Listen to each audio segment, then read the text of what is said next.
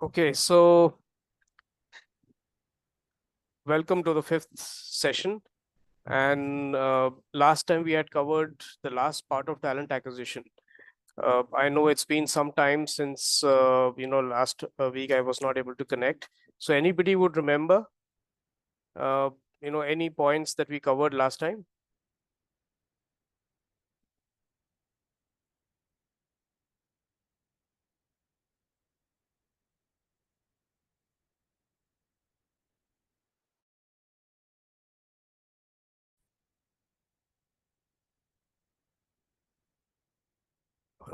On my screen, I can see Shuli's photograph. So Shuli, would you like to venture a guess in terms of some of the things that we discussed last time in talent acquisition?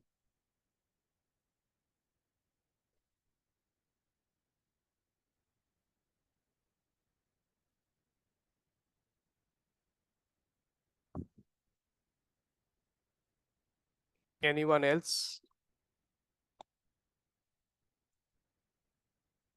Bharat?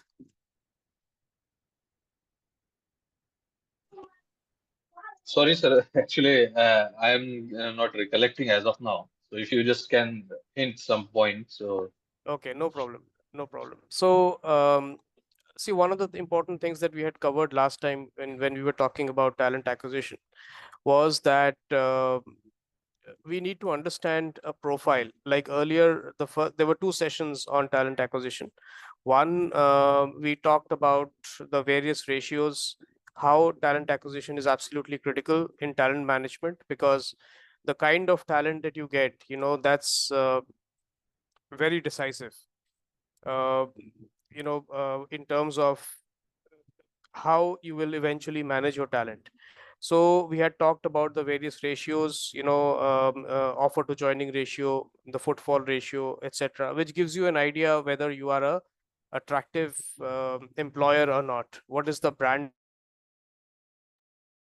the brand image equity and that all your these brand things we have has in the talked. market? Last time, yes, absolutely, absolutely. Uh, then we had spoken about that each individual profile is while we can understand their knowledge level, their skill level, their abilities, some of their habits, but there is a deeper part of every individual, which is their motivations, values, their traits. These are not easy to discover. So when you are interviewing somebody, when you're trying to acquire talent, these are things which are very difficult to catch hold of. So we had talked about one solution, which is the competency-based interviewing skills. Yeah, So when you CBI. interview, you do not just ask for the, yeah, absolutely. You would like to share about a bit about CBI? So CBI is more about talking in some of the capabilities required and essential for the role, and putting some of the cases so as what the person is showcasing and telling of some of the maybe data point to means cross check it is relevant or not, or is cooked one. So you are trying to give some Right. kind of case Uh, study also and some kind of scenario where you can find out the person is genuinely came across with such situation or he just cooking up the solution. Yes, exactly, Bharat. So, so we don't really ask about, okay, so when were you born? When did you go to school or college or university? But we focus on, suppose, I am hiring somebody as a vendor manager. So, which vendors have you managed? Uh, how did you negotiate with the vendors? How did you push the cost down?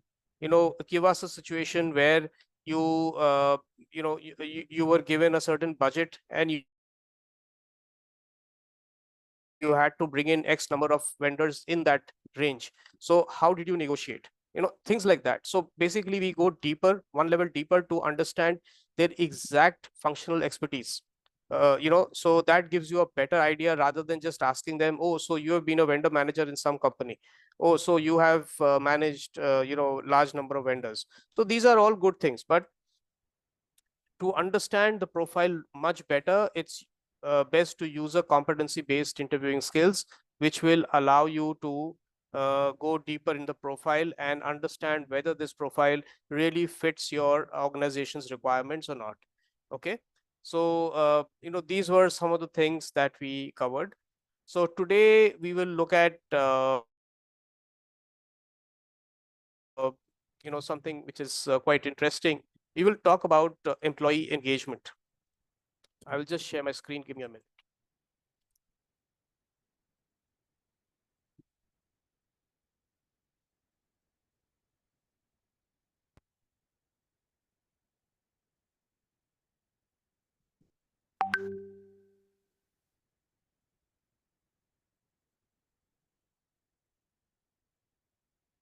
Can you see my screen? Yes, sir. Yes, sir. Yes, sir. Visible. Okay, okay, great. Thank you. So what comes to your mind when we talk about talent engagement? The What comes word to your mind? itself is talking about engagement. Hmm. So let's say the organization having a current existing employee with good capability and their performance is also as per expectation.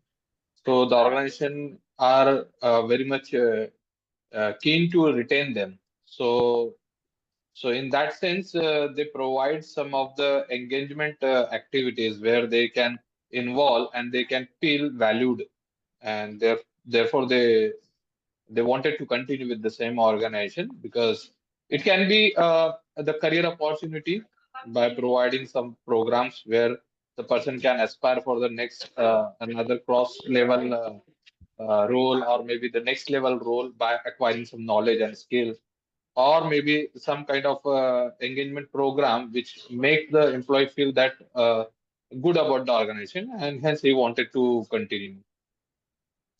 So two aspects, maybe one is professional, helping the person to progress, and one aspect maybe making him feel satisfied with the organization and personal aspects also. That's kind of thing. Okay, great, Bharat. Thank you. So you get today's virtual chocolate. Anybody would Thank you. like to add? Anybody would like to add to what Bharat said?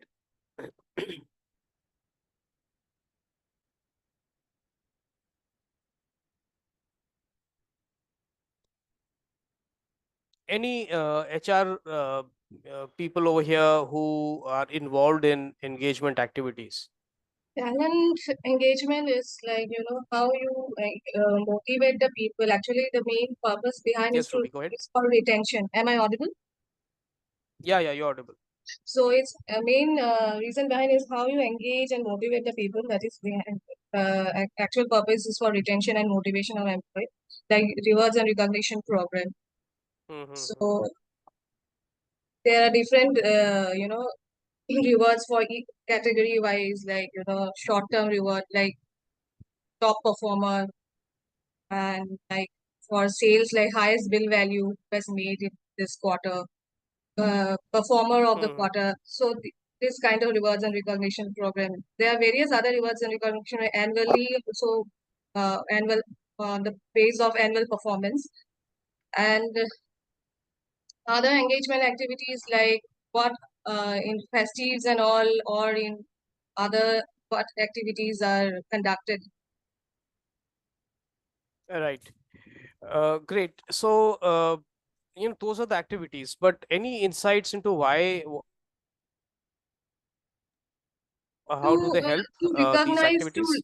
to identify to recognize individual their productivity, how they contribute towards the organization's goal. Okay, yeah, good. So when you recognize somebody's higher productivity, you recognize somebody's achievement, how does that help? They feel motivated. The productivity increases. Like they feel that company is recognizing their hard work. Hmm. So that helps to put 100% of their effort. Right. Great. There are Yes. monthly R&R programs, there are annual R&R programs, there are quarterly R&R programs. So every Hmm. companies have their own R&R programs category wise, and they name it, fancy names are given to those categories and Hmm. all. Right, Ruby. Thank you. So, yes, both of you are right. So what we are really going to be, talking about is that how do you engage your employees and why do we engage our employees? So that's something which is very fundamental. So that is what we'll be talking about.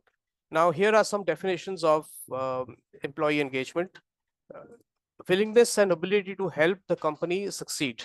So Perrin Global Workforce is a HR consultancy, and they are saying that willingness and ability to help your company succeed. According to Gallup, it's the involvement and enthusiasm of the work.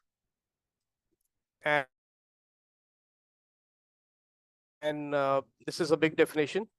Would anybody like to read?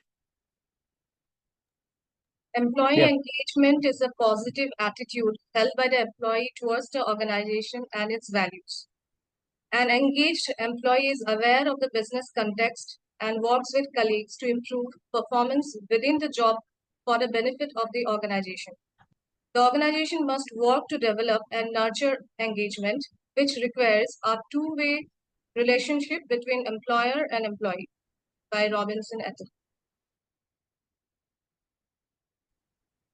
Right. So thanks, Ruby. Uh, uh, so employee engagement is a positive attitude which employees have towards the organization and its values. So one is a positive attitude.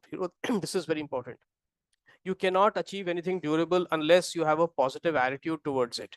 Okay. And engaged employee is aware of the business context, works with colleagues, improves performance, and the organization works to develop and nurture engagement. And very important point is it requires a two-way relationship, not a one-way relationship. It's a two-way relationship between the employer and the employee. Okay. So what it refers to, and this is again by Perrin Global, that now this is again very, very important. These words that are being used over here. Employee engagement refers to a psychological state in which employees are intellectually and emotionally involved in their work and are positively connected with both their co-workers and the larger organization. So it's it's very surprising that individuals, they can be motivated or they can be demotivated. Sometimes one individual, if they are working in a positive work environment, they can be very productive. The same individual, when he or she is working in a demotivating environment, they are not productive. So sometimes we say that this individual is productive or unproductive, but actually a lot also depends on the context. Where are they working? What kind of an environment they are in? Who are they reporting to? What is their peer group like? These things make a huge difference. And it's actually strange, but you will find umpteen number of examples where an individual may be the best and the most productive person, uh, but again the same individual in a different environment may be totally unproductive. I don't know if any one of you has come across such an example. It depends.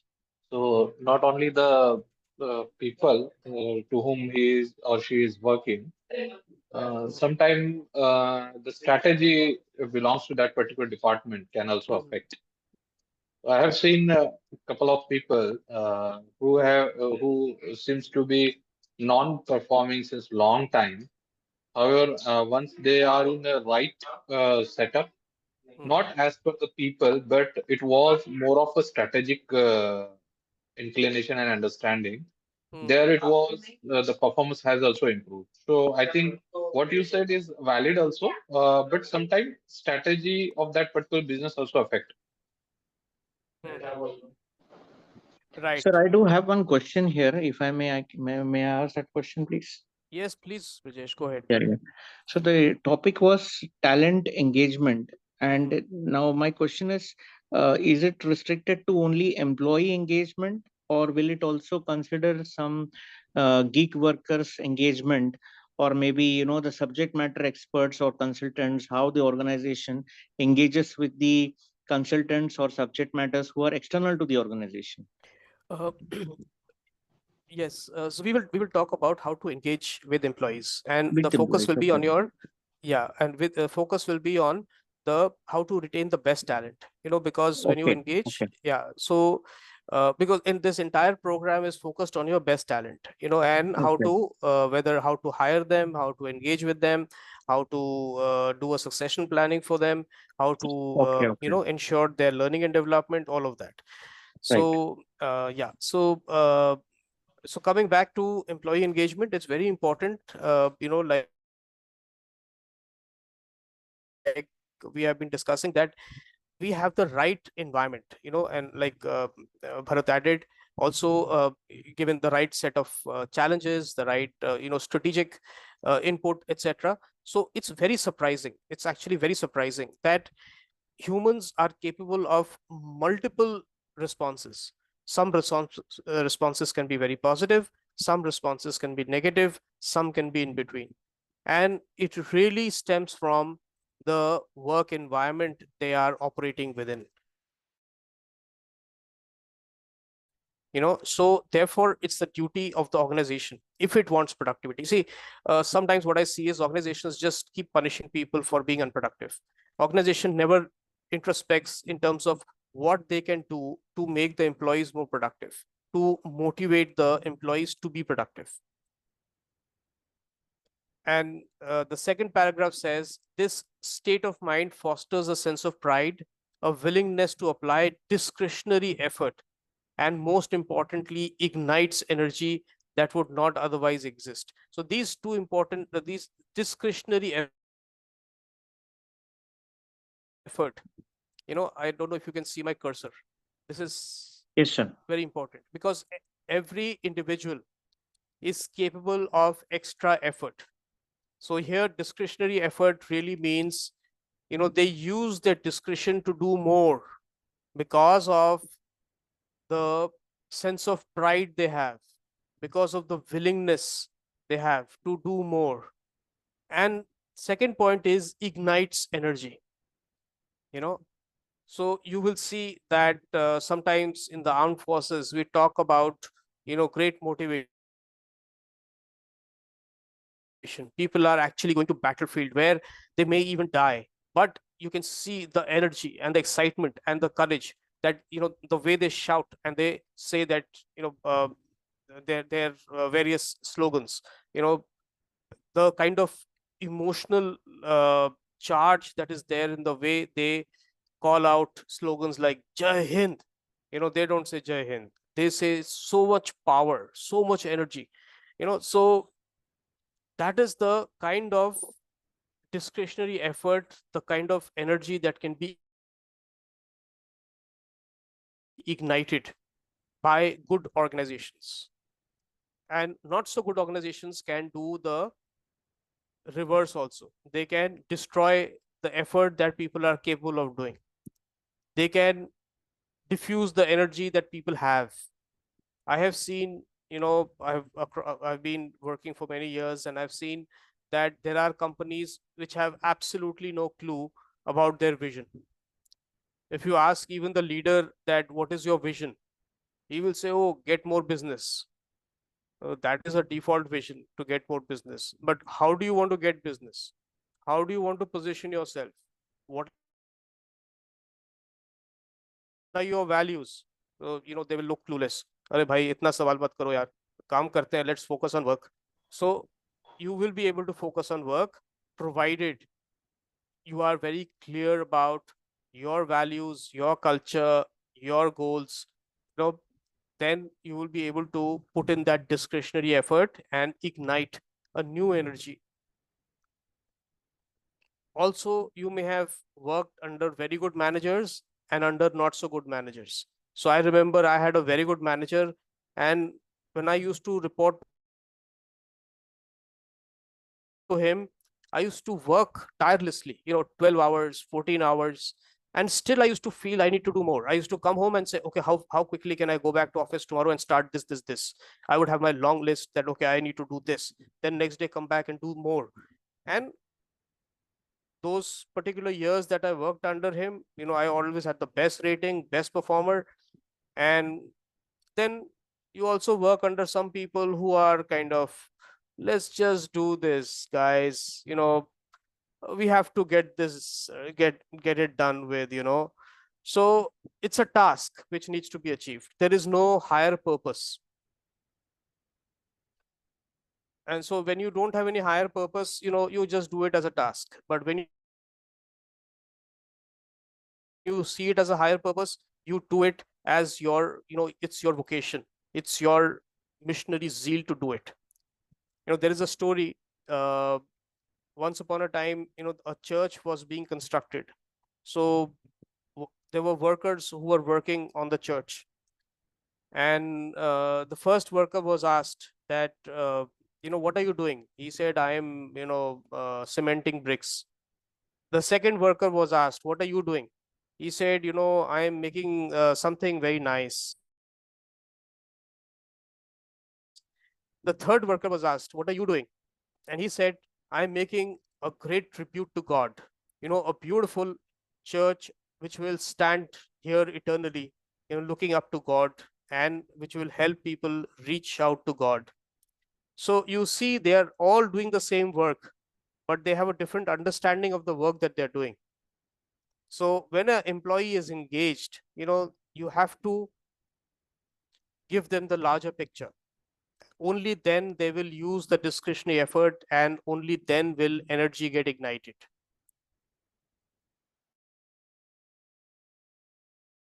Making sense? Yes, sir, absolutely. Okay, So I great. have one willing to. view, sir. Probably you can show more light on that. Mhm. Uh, yes, there is a self. What your motivation is important to have a task at greatest limits. As example, you said the person is saying that I'm creating a beautiful structure which can help the people to Mhm. uh, means come closer to the God like that. Okay. Yeah. Now it is all depend. Sometime what my thought is, it depend upon that person expectation and liking toward that particular work also. Now, sometime you may have seen, and maybe my colleague also can contribute. There are some people who are taskmaster, and they used to get done the things very efficiently and very effectively from the people, and thereby they always get good rating, and even their people also get it, though they are not so much motivated. When Mhm. we talk about this line, just now you have given an example. So this situation, how Mhm. we consider now? Uh, See, Bharat, generally, a manager is supposed to balance between two things. One is the task focus versus the relationship focus. A manager is supposed to have a balanced approach. If you have too much focus on task, but you don't have a relationship with people, then you may be able to succeed in the short term, but in the long term, you will not be able to succeed. And I have seen a lot of managers who were very successful at one point of time, but as they have grown in the company, they have plateaued out. That means they have not, after a certain point, they have not grown. And then eventually, if they continued with their task focus and no relationship focus, they had to leave the organization, because you have to balance the task and the relationship. And at the same time, if you have too much relationship and no task, then that's called a country club management style. Everybody is having cool drinks, and everybody is enjoying themselves. Their feet are on the table and everybody is laughing and cracking jokes, and nobody is getting the work done. That also is terrible for the company. It may be good for the short term for some employees, but it's terrible for the company. So you need to balance your task and relationship focus so that there is both. Okay, does that make sense? Yeah, it makes sense. Unfortunately, there are some example where though the person, not some, Mhm, even some are the organization, those who are taskmaster only, and still they are progressing very rapidly. mhm. So in that sense, I'm just trying to correlate. Absolutely, what you say is very much important. That without having employee engagement and the kind of motivation, long term it not seems to be, and that is supposed to be. But sometimes it is also observed some organizations, some people, those who are taskmaster, are progressing very well. Yes, yes, you're right. And they will progress well. It also depends on which industry. For example, in manufacturing, it's easier for such people to progress. In service industry, it's not easy. If you're talking about, let's say, banking, consulting, in these kind of industries, it's not easy. At least you will not be able to retain your top talent. If you drive your top talent very hard, see, our focus is talent management.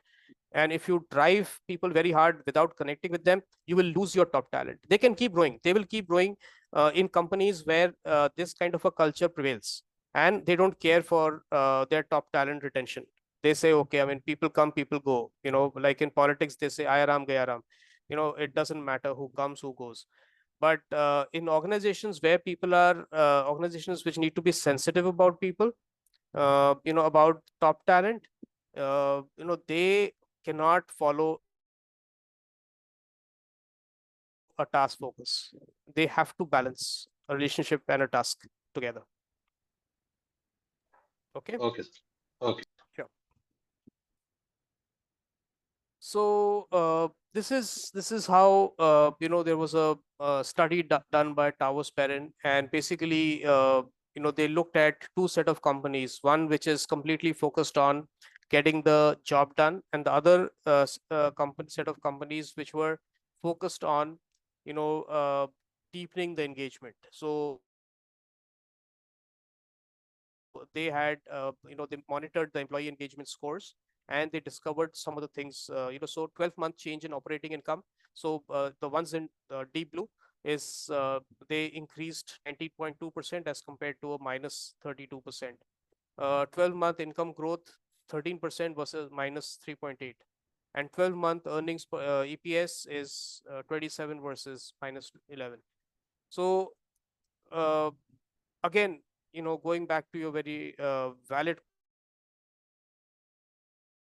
question, which is there are a lot of people who are just task focused and they keep growing, but it will vary industry to industry. And here, if you look at banking, if you look at investment, if you look at retail, consulting, outsourcing, which are people intensive industries, there will be a big loss if your employees are not engaged. Because remember, in services, they don't have any products, their people are the products, the people are the assets, and the people are not engaged, then your asset is very poor, your products are very poor, they are substandard because they're not engaged. For example, let's say I am working for a retail chain, I am the floor manager, and the customer comes and says, this is not working, I bought it yesterday, can you replace it? I say, sorry, we have we don't have any exchange policy, go away. And the customer says, but I have been your customer for last 15 years. Manager says, sorry, that doesn't matter whether for 15 years or 20 years, we don't have any exchange policy, so sorry. So that customer will be lost forever. So therefore you have to be very sensitive about these smaller things. These are actually not smaller things, but these are very intangible things, and one has to be sensitive, particularly in the service sector. So if you are able to retain your talent, you grow. If you are not able to retain your talent, you shrink. So that is very, very critical. So this is again from the same study. What it shows is a slightly depressing number, that only 21% are really engaged in what they are doing. 41% are enrolled. That means they are more like, let's go to office at 9 o'clock in the morning, let's leave at 5 o'clock in the evening, and that's what office is for me. I used to work in a company, I will not name the company, but uh, you know uh, I had gone from a very hardworking company to that company, and in my hardworking company, people would come a bit late, maybe 10, 11 o'clock, but they would work till about 8:39. This was not a good culture, but I'm just telling you, just for comparison. Sir, I have a The question here. next company I went to, I was used to working till about, yeah, just coming, just let me complete this point. Yeah, So I yes. was used to working till 8 or 9, and I would see that in this company, from 4:30 onwards, they would start packing their tiffin box, they're packing their bags, and by 5 o'clock, the entire office would be empty. So they were mostly enrolled employees. They were waiting, they were known as clock watchers. They were watching the hands of the clock to see when it's going to strike 5, and they are going to vanish from the office. They are going to pack their bags, put their tiffin box in the bag, and disappear as quickly as they could. So that's, and these employees who are just enrolled and they are not engaged. So we saw these two terms earlier, discretionary effort and ignite the energy. So they neither show any energy nor do they show any discretionary effort. And therefore, you have people who are just enrolled but not engaged. According to statistics, in corporate America loses about anywhere between 300 to 400 billion dollars of revenue because employees are not engaged. They are just enrolled or disenchanted. Similarly, corporate India also loses a lot of productivity because employees are not really engaged. Yes, Brijesh, you had a question. Yes, sir. I had this. The question is how to measure the engagement levels of the employee. Yeah, I mean, we do some surveys and all this stuff, but is there any good tool or technique to measure the engagement levels? And that will give you exactly wo jo doodh ka doodh and pani ka pani, like how much it is they are right now, and what we need to achieve. Right? Because this is very important, the level of engagement. So the measurement part, how do we measure that? Yeah, so you can use the Gallup survey, which has 12 questions, which one of the questions is about, do you have friends in the company? Are you willing to, so that gives you a sense of, are people putting in more effort than they should? You know, we will look at the Gallup questions, at the end of the session. Okay, thank you. Okay, so that gives you a fair idea, and not only Gallup. Actually, nowadays there are so many. There is GPTW, great places to work. They ask you whether you are engaged or not. Are you being mentored or not? Are you being supported? Is your peer group supportive or not? So these are all inputs which tell you whether people are engaged in the organization or not. But yeah, very valid question, and these are all available as formal surveys. Gallup is a very large organization. Towers Perrin is a great organization. There is Mafoi in India, which does this. Then there is, of course, Hewitt. Uh, you know, so all these organizations have various methods to gauge the engagement. So these are, some one very important talent engagement framework. So it is divided into three pillars. One is cognitive, second is emotional, and third is behavioral outcomes. So, cognitive. Are you promoting people? Are you growing people? What is the kind of compensation? So people, and it's not just that everybody has to be promoted or everybody has to have growth. But if people see promotion is something common that happens to people who do well, then they are motivated. It doesn't have to be that everybody has to be grown. It's not possible because every corporate has a pyramid like structure. So you can't grow everybody. But if there is fair growth that is happening to people who perform, then that is very motivating for the other people, because it's a fair system of promotion and growth. That is very important. I have worked in some companies where somebody gets promoted because he is somebody's nephew, or she is somebody's friend's daughter, and therefore they are in the good books of the management and they get promoted. When those kind of things happen, then there is a lot of demotivation. So from a cognitive standpoint, are people feeling good with the compensation, growth, promotion, etc.? Next, very important is the emotional dimension. What kind of interpersonal relations are there? Do they have maybe annual team outing? Do they have regular reward and recognition programs? Do they celebrate festivals? you know uh, then what kind of a boss, good boss, bad boss, that makes a big difference. You may have heard the saying that people don't leave a company, they leave the manager. And that is very true, because if you're not getting along with the most important person in the company, then you will not appreciate the company. Because we may work for any company, big or small, but ultimately for you the company is the person you're reporting to.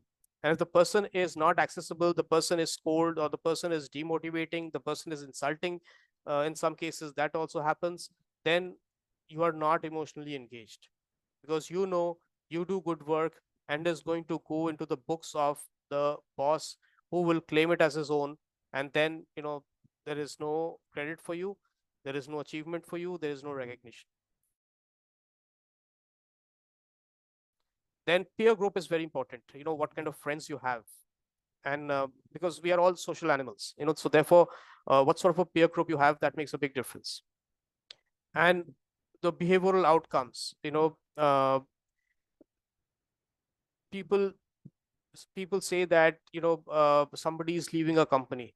Remember, if they leave a company, let's say on the 12th of October, they are not really leaving the company on the 12th of October. Their job search would have begun a long time ago. So they had actually left the company when they started looking for a job. That is when they had left the company. It's just got materialized on the 12th of October. So what sort of a behavior you have, what sort of a culture you have, what kind of values you have in your company, that makes a big difference. In some companies where I've worked as a manager, if somebody is leaving your team, the manager is accountable, and the manager is called by HR and asked, why is your team member leaving the company? She is a very good performer, why are you letting her go? What is making her uncomfortable? So every manager has to hold on to the people in his team. So there is an expert, David Tong. He says that the secret sauce for employee engagement is 20% inspiration, which is motivation, 30% how people collaborate, and 50% is hard work. When you roll up your sleeves and work really hard with a wonderful peer group, with a good manager, then chances are that you are going to be engaged. And you will not really have time to think about whether I should look for a job, whether I should leave this place, if all my friends are doing better than me. So these kind of thoughts will not come to your mind. So these are some big challenges that we face, you know, and I would say the biggest challenge in employee engagement is lack of leadership support. The leadership should feel that people are important. Unfortunately, I've seen that in most companies, the leader feels that people can be bought for a price. So what's the big idea, holding on to people? If people want to go, let them go. How do I care? So that is a big problem. The leadership decides the culture of the organization, and then that culture kind of percolates down to every level of the organization. Any thoughts on this point?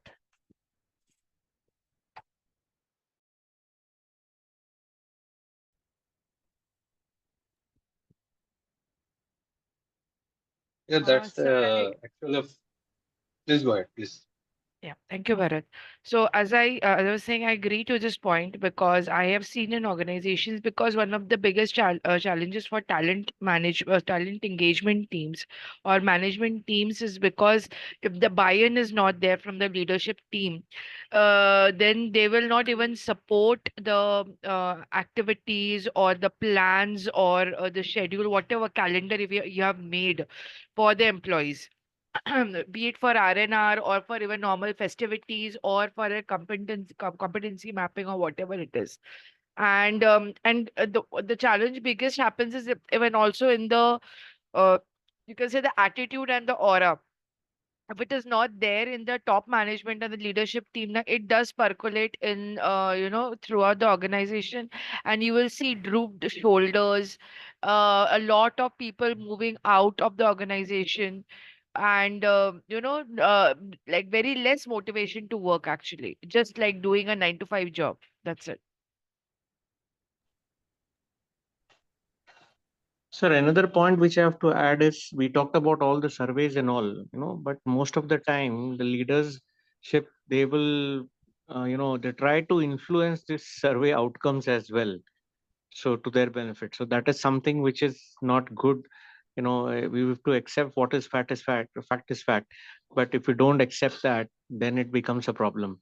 So the leadership mindset, attitude, strategies, and the willingness, that is very important. That willingness has to be there, and then only it will get transformed. That is one point which I have to stress.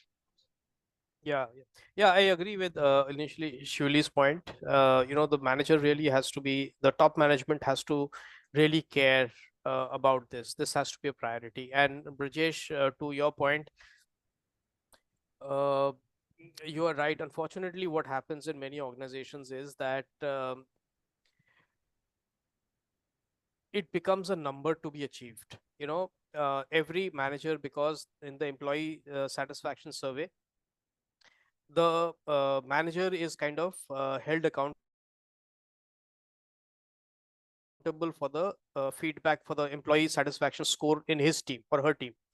So I think you put it mildly, but I have actually seen this, that in some employee satisfaction surveys, and this is a very, very large company, with more than 5,000 employees. I have seen the manager standing behind the team member and telling him, you write, 100 for every point. Is my manager supportive? 5 out of 5. And he's standing behind him. And at gunpoint, he's saying, you better write 5 out of 5 for every point. And the poor fellow is filling 5 out of 5, 5 out of 5, 5 out of 5 for every question, so that the manager gets 100 out of 100.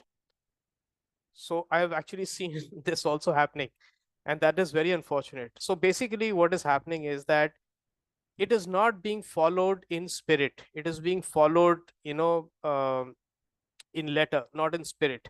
The true spirit of employee satisfaction is completely lost at times. And this becomes just a number that has to be achieved by, by the company. So they go ahead and do it like this. But this is where HR has to play a big role. And this is where, going back to Shiuli's observations, that the top management has to play a big role.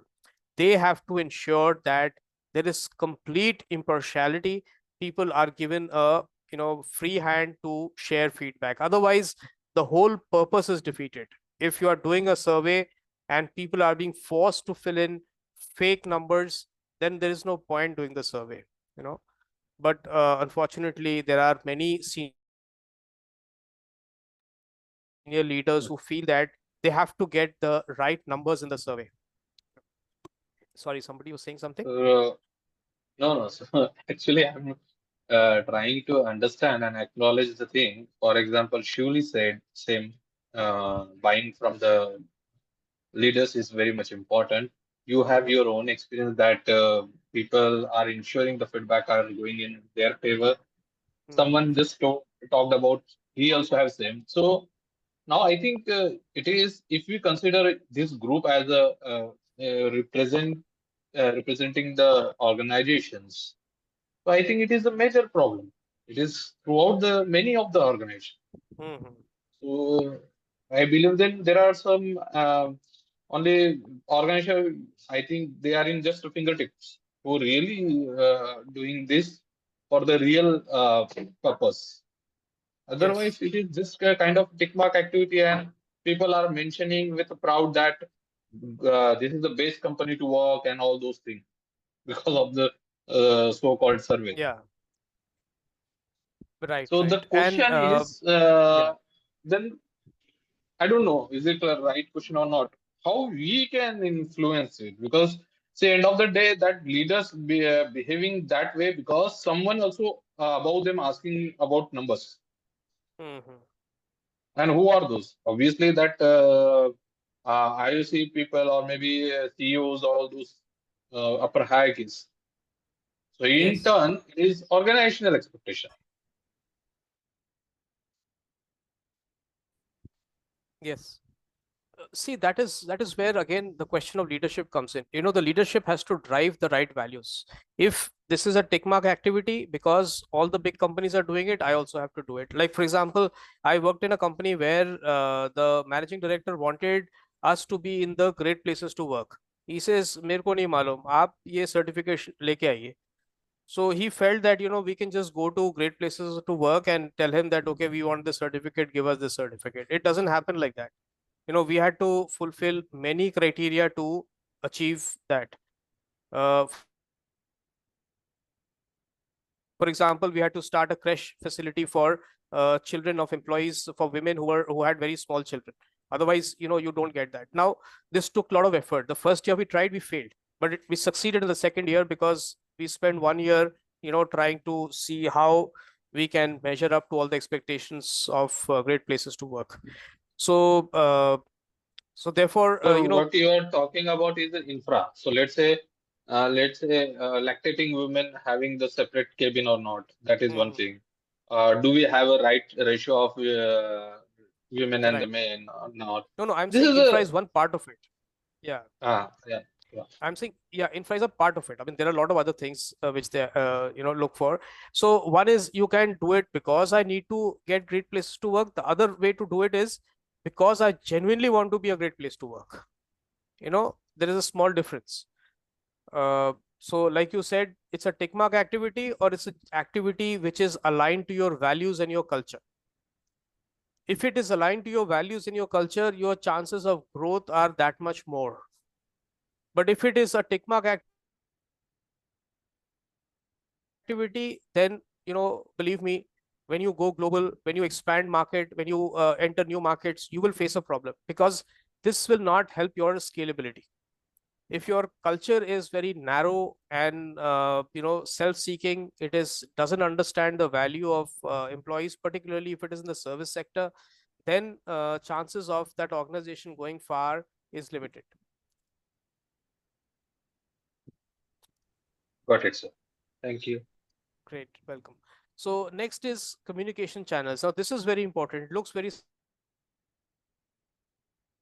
simple, but there should be constant flow of communication from the organization, telling people what the organization is doing, what are the new clients they are acquiring, which are the new markets they are penetrating, which are the new products they are launching.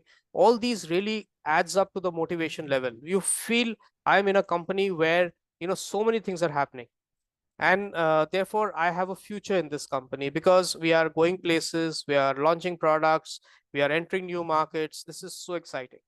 Also, even if that is not happening, but let's say you are supporting an NGO. Let's say you have you have a very strong internship program where people are coming in and working for you. So you highlight all those things. These are very important things which you need to highlight, and people are completely aligned that two things happen. See, one is when you're communicating, you are also indirectly saying that every employee matters, and therefore I have to tell you what is going on. And second is the communication that is coming through. So both these points are very critical. In project management literature, they say that there are three reasons why a project succeeds.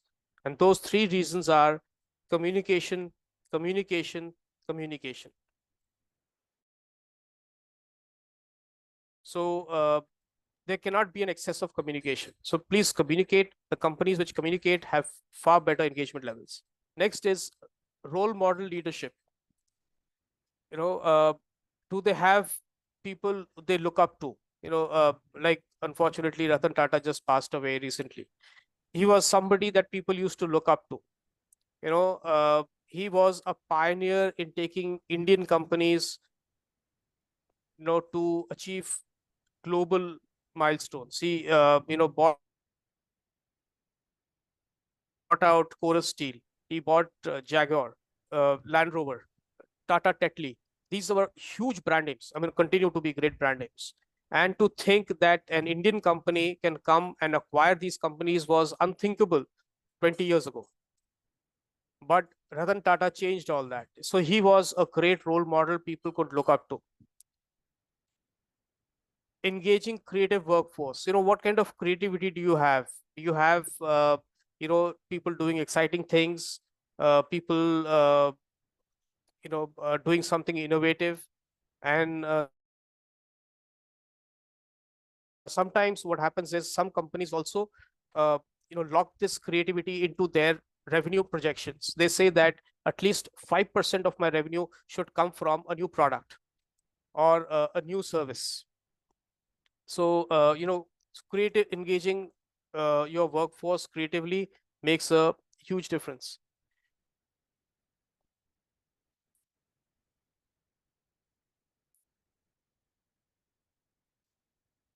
Yeah, Shivli is right. Investors want profit, but even the investor, uh, needs to be discreet in terms of how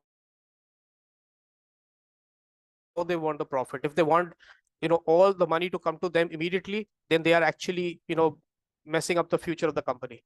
But if they want to grow the company organically, then chances are that they will be in a better place to earn more money. So, and I had missed some of the comments in chat. So Brajesh is saying 2 punch and 1 lunch approach. People who are uh, clock watchers. So yes, you're right. 2 punch and 1 lunch. That's a nice way of putting it. Okay, great. So these are some employee engagement challenges. So this is the X model of employee engagement, and you have 4 quadrants. So so on x-axis, one quadrant you have not engaged, people who are disengaged, and second is fully engaged. The other end is fully engaged. And on x-axis you have happy but not contributing, and contributing but not happy. So in between you have the people who are uh, you know who are you have this section which is full engagement, people who are absolutely engaged. These are the people we had seen, they are just about 21% of the workforce, but you need to drive people towards this triangle of full engagement. So how do you do that? Those are things which we talked about, of reward recognition, growth, opportunity, good manager, great peer group, having clarity on goals and vision. So, all of that makes a huge difference. So, but remember this model, okay, that you have 4 quadrants: fully engaged, not engaged, happy but not contributing, and contributing but not happy. And you have this cross section where, you have maximum satisfaction and maximum contribution. You have the fully engaged people. So these are some of the drivers. So first of all, meaningful work. Do you have the freedom to do what you want to do? Do you have can you select? Do you have small empowered teams? Is there some time for slack? Because if you are driving people constantly, then they will not be productive after some point. So there should be some time for slack as well. Breaks, lunchtime. I used to consult for a manufacturing company, and around 10:30 there would be snacks and tea and coffee coming in. And if your meeting was, let's say, from 10 to 11, it would suddenly be disrupted because people would kind of, get defocused and focus on the tea and coffee. So so there was some time inbuilt for Slack. Then they had a 45-minute lunch also. Then they again evening they broke for 15 minutes for tea and coffee. So the company had structured the schedule in such a way that people also got good breaks. Then hands-on management, is there clarity of goals? Is somebody coaching you or just shouting at you? Do they invest in management development? That is very, very important, because people may have done an MBA, but today there is something called lifelong learning. You have to keep learning. Otherwise, you will become outdated and you will not be useful in the labor market. So therefore, are you constantly developing your people? And is there a modern performance management? Which means, is there a transparency, clarity on what is to be achieved, how it is to be achieved, by when it is to be achieved, by whom it is to be achieved? Next, very important, is a positive work environment. Nowadays, people ask for a lot of work from home. So do you have that flexibility? It's a humanistic workplace where people care for each other. There is a cultural recognition, and there is diversity and inclusion in the work environment. It's not, all people, all males and all people belonging to a certain background. There is a diversity. So any thoughts on, does diversity help in any way?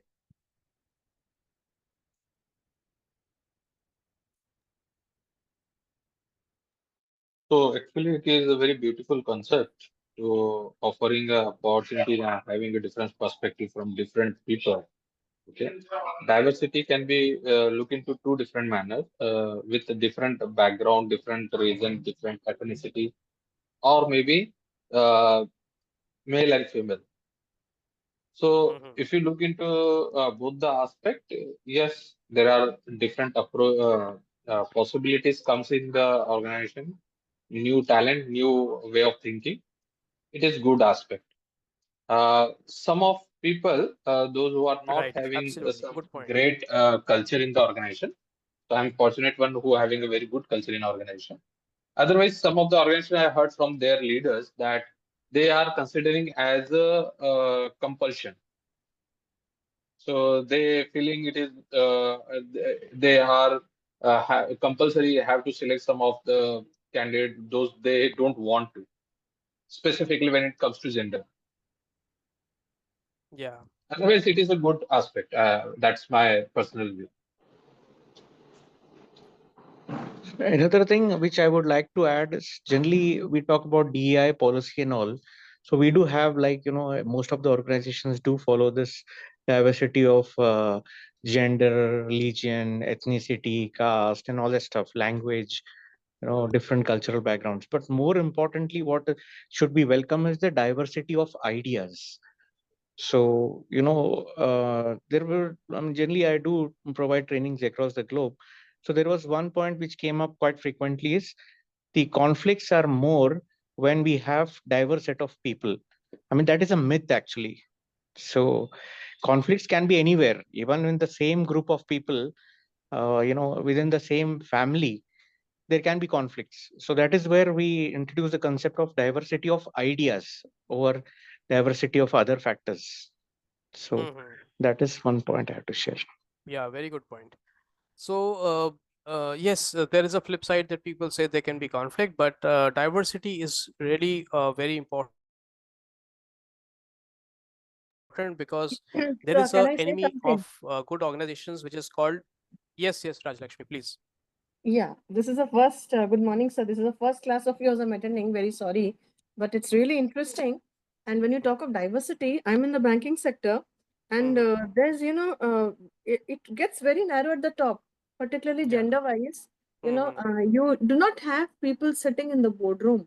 You do not Mhm. have a set of directors who can sit and, do the policies in the boardroom.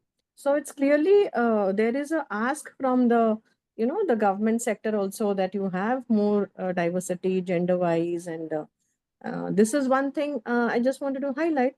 And the other part is, diversity when you talks of equity, talks of the differently able people. just to just let you guys know that we have such a high number of, differently abled sector now, totally blind people in the banking sector, and the number is increasing. There is a huge sector of it Okay. coming Yeah. from certain parts of the country, and we actually in the banking sector we have to take it, and I'm in the HR, so we have to take it, but we really don't know what to do with them. But yes, this is an ask of the government, a requirement, and we are fulfilling it. So it's actually, though we have the job software, they are supposed to be working on it, but there are limitations plenty. Mhm. How do you think, I mean, what do you think that can be done for the differently able people, those who are blind, say partially blind, chalta hai, like if they are loss of hearing also, that's okay. But we See, have totally I blind people in the sector. yeah. Hmm. See, I don't really have a ready solution for this, but what I only see, what I kind of see, which is missing a bit, is that very often what the government does is it just announces a decision, but how the decision is going to be implemented, what are the nuances of the decision, that is left for people to work out on their own, which is very risky because you know you can hire people who are physically disabled or who are not able to see, but you need to also help you know designing the work process where they will be able Yeah, to pitch in, use yeah, that's using not the there. yeah, Yeah, using the software that is nowadays there are a lot of software which are available where they can go through Facebook, they can go through social media, they can hear and people who are not able to see, their other senses are very highly developed, so yeah, yeah. their auditory power, their power of touch, they can, like, I have a friend who is visually challenged, but he can just moment he hears me or he kind of shakes hands, he knows it's me, so I don't know how he makes out, but he does. So their other faculties, he told me, are much more developed than people who are not visually impaired. Yeah, So they are very good in academics also. yeah, Mm. very very good, Highly very. strong. I Mm, had a mm, friend in college in Delhi University, and she used to top in Hindi. She used to top mm, the university. okay. So that was like, but what are the kind of job opportunity? And totally blind. So Mm, the government doesn't have a policy. You talk of DI policy, and there are so many things like training and everything going on. But the work procedure, like you rightly pointed out, that's it's high time. It's clearly defined for them, so that they right. also do not feel, see, and for people who are able, there is a Mm, kind of thing that probably, like you said, promotions become very less as you go up the sector. yeah. I was hearing you throughout. Yes, Mhm, so people do feel that yes, they are taking away a chunk of the, abled people's area mhm, also. right. Right now in Bank of Baroda, in learning and development, there is a DGM, a Mhm, lady, Nikita mhm, Raut, who's totally blind, 100% blind. And she is going to go up to the top level because it is also to show to the government that yes, we do have somebody from that sector who has made it to the top. mhm. So, but the work area is not defined. So, this is something I think, I don't know, as a, if you get a So chance, if I you think add at the that policy is level, you could, yeah. I think that is a very big debatable area. Actually, there are so many things has placed in the play in our country, which is not have a clarity. So let's say people who clear example per se cat, some people who score for percentile 99.95, sorry 50, can also not get good college, whereas the other person who can get. So every sector has different problems. Now, what is the problem? For example, what I said is the other colleges has kept, let's say, example per se diversity. The female candidate will get the opportunity of rating zero point 0.5. So that lady will get admission rather than that guy who has percentage 99.5. Yeah, yeah, So true, that true. talent This has do gone have, away. huh? And now coming to this next Yeah, one I example. know. Let's say there is a field and field a lady cannot go throughout day and night, so that again challenge. So I think that is need to be in a government level only. Lot In of, private it is simply very difficult. No, lot of things, and also people who like we are very absolutely able people. The kind of attitude we all have towards them, I think somewhere Mhm. we need to change ourselves, because we Yes, also do not have a good attitude towards them. right. Yeah, You're and right. I as a woman, you face it in the Mhm. work area, so they also face it, from us. The people are totally blind, who are totally differently able, they face it Yeah, from us, I right? agree. And So but I yeah. think, Hmm. yeah. But I think things are improving. Many companies advertise themselves as, we are a very psychologically and physically safe place to work. Hmm. So that is there on the radar of many companies now. Like my women colleagues, sometimes, one colleague told me that she was getting a very good opportunity in another. She works in a pharma company, and she was getting a very good opportunity in another company. So I told her, you should take the opportunity. It's such a great place. She says, no, no, I feel so comfortable. I feel so protected. I feel, where I'm working, it's such a safe place for women to work. They have so many women-friendly policies. I don't want to leave just for some money. So I was really impressed that the company where she was working, they had all of these things, which made people feel safe and cared for. So I think these things are picking up, but yes, the risk and the challenges remain. Um,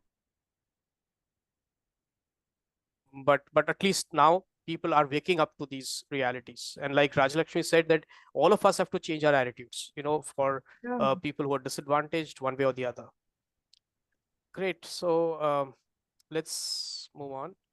Mm. Of course, one big reason why people stay on is the growth opportunity. How much uh, talent mobility you have, how much learning, what kind of culture you have, the learning culture that is there.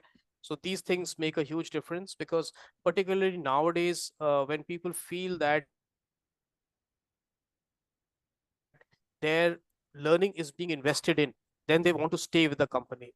Particularly in the IT sector, I see that if you have new certifications for them, they really feel cared for and they enjoy working in your organization. But you don't have certifications, you don't have a learning path, then they will start looking out for opportunities. And then you have very important, the trust in leadership, the mission and purpose, like we talked about, the people who were developing building that church. So the mission and purpose makes a huge difference. Are you making something which is going to stand out in eternity, or are you just taking care of your afternoon lunch? That makes a big difference. And that brings out the discretionary effort from people when they are engaged. There is continuous investment in people, transparency and honesty, and inspiration. These are very powerful, and every company should strive to achieve this. Unfortunately, uh, in our day-to-day struggle, in the struggle to get more revenue and improve margins, we lose sight of many of these things. That should not be the case. And ultimately, the leader makes a huge difference in terms of how you navigate, how you focus on these 5 pillars of talent management drivers. So here is an example of business results. So at a beverage giant, Molson Coors, highly engaged employees were 5 times less likely than non-engaged employees to have a safety incident, and 7 times less likely to have lost time safety incident. So by strengthening employee engagement, the company saved, you can see it's like running into $1.7 million in safety costs in one year. So moment there is more awareness, there is more engagement, people are more aware. So I have worked in a company where there were lot of physical accidents. People died, people fell off from building equipment. There was one particular business, transmission and distribution of electric poles, and in the distribution industry. So power distribution. So it's very high risk. And if anybody touches a live wire, then that's the end of them. So how you ensure that that doesn't happen is lot of safety awareness, lot of drills, lot of activities to ensure that doesn't happen. So second example of a very famous company, Caterpillar, they increased the employee engagement, resulted in 8.8 million annual savings from decreased attrition, absenteeism, and overtime in a European plant. And they saved 2 million increase in profit plus 34% increase in highly satisfied customers in a startup plant. So you have very satisfied customers, you increase your profit, and you also enhance your savings. So it's a not just a win-win, it's a win-win-win, for a Caterpillar. And trust me, my experience also is completely aligned to what this particular plant went through. If you have engaged employees, again, I'm repeating, there has to be a balance between task focus and relationship focus. Just to get engagement, don't just focus on relationship. Work is critical, profits are critical, but how you achieve those profits through relationships by building a wonderful peer group, that is hard work. Employee engagement is a verb, it's not a noun. Okay, so you have to maintain that balance. Just being friendly and nice will not get the job done. You have to be friendly, nice, and also task focused. So those are two great examples of the outcomes of employee engagement. Okay, so just to reiterate, some key strategies: endorse your core values. What are your core values? Do people align with those values? A clear career path and career growth for people, recognition of your top talent, campaign for transparency. This is very, very critical. There should be fairness, rule-based processes, and transparency. Regular and honest feedback to people who are not performing, as well as those who are performing. Complete accountability for what is being done. If people are making a mistake, then they should understand the consequences of that mistake.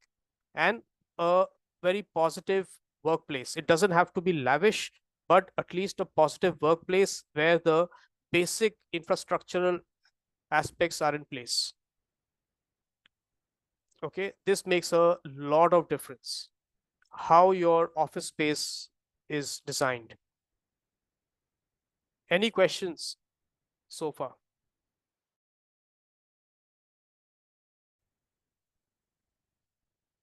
Okay, if not, so these are, we had talked about the 12 questions. I think Brijesh had asked. So these are the most famous Gallup employee satisfaction survey. Right. And yeah. So this gives you a great insight into how developed, how engaged people are. My supervisor or someone at work seems to care about me as a person. Very powerful question. Question 5. Does anybody care about you as a person? Okay. Is there someone who encourages my development? Somebody who's invested in your development and growth? Your opinions count. The mission or purpose of my company makes me feel my job is important. Again, going back to the workers who are working for the church. Do you feel your job is important, or it's just a transactional set of activities? Are you doing a job, or are you in a career? These things make a huge difference. Do you have a best friend at work? Okay, so these are the 12. I will be sharing this Is it MCQ content or with you, MRP? so you can keep it handy. No, it's a Sir, yeah, it's a 5-point scale. 5 points. Yeah.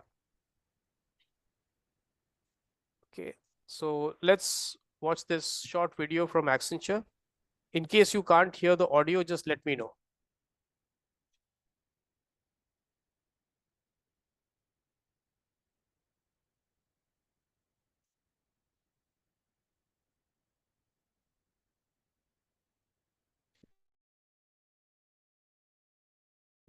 Okay, unfortunately, looks like the video is not working. Just give me a minute.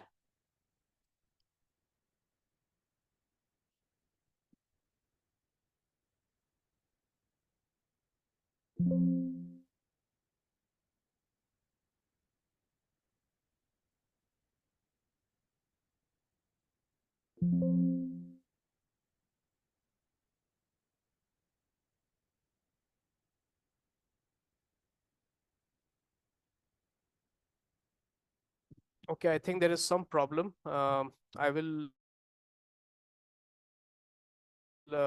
keep it ready next time. Unfortunately, my apologies, I'm not able to show it today.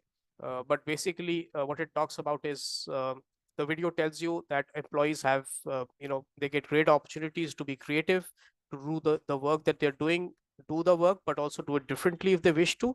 And there are many avenues for not just vertical growth, but for horizontal change. So that's what the video is. Unfortunately, there's some problem. I'm not able to run it. But anyway. So any questions, any inputs, any thoughts on employee engagement?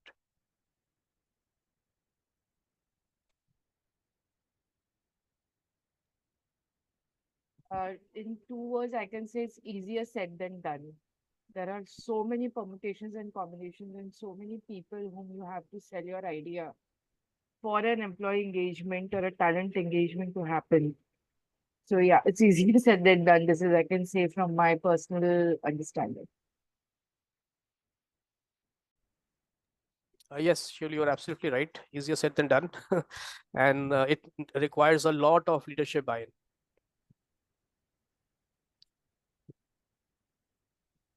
Great. Thank you, everyone.